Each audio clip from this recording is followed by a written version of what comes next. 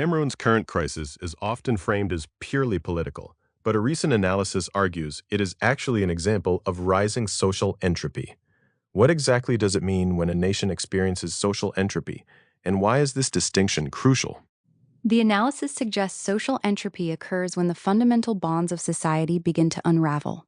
It points to several clear indicators: civilians dying without accountability, narratives taking precedence over truth, and institutions protecting power rather than the people they are meant to serve.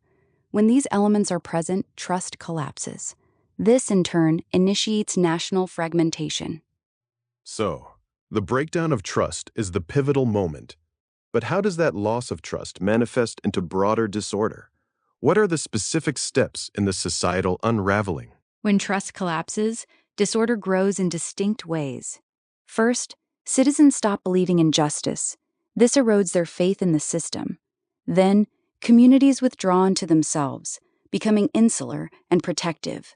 Finally, fear replaces cooperation, which further fragments the social fabric.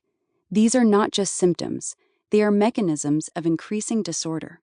The analysis makes a striking claim, stating the danger is not noise, but normalization. Can you elaborate on why the normalization of injustice is considered the more profound threat here? Normalization is dangerous because it means injustice becomes routine. Society starts to accept disorder as a natural state of affairs. The source emphasizes that this isn't natural at all. It is a direct consequence of choices made. When people stop reacting to injustice as an anomaly and begin to see it as the norm, the system has truly failed to uphold its basic principles. This leads directly to the question of national unity and peace. The analysis asserts that no country can sustain peace with selective justice, nor demand unity when there's inequality before the law. Does this imply a direct causal link between judicial integrity and national cohesion? Absolutely. The analysis states that Cameroon is breaking not because people are speaking out, but because its systems are no longer able to correct themselves. If justice is not applied equally and reliably, and if people experience inequality before the law, then any call for unity or expectation of peace becomes hollow. The foundation for national cohesion, which is trust in a fair system, simply isn't there. And the cost of this failure to self-correct, the analysis concludes, will not be merely political, but generational. This suggests a long-term, perhaps irreversible, damage. Precisely. The implication is that the consequences extend far beyond immediate political instability.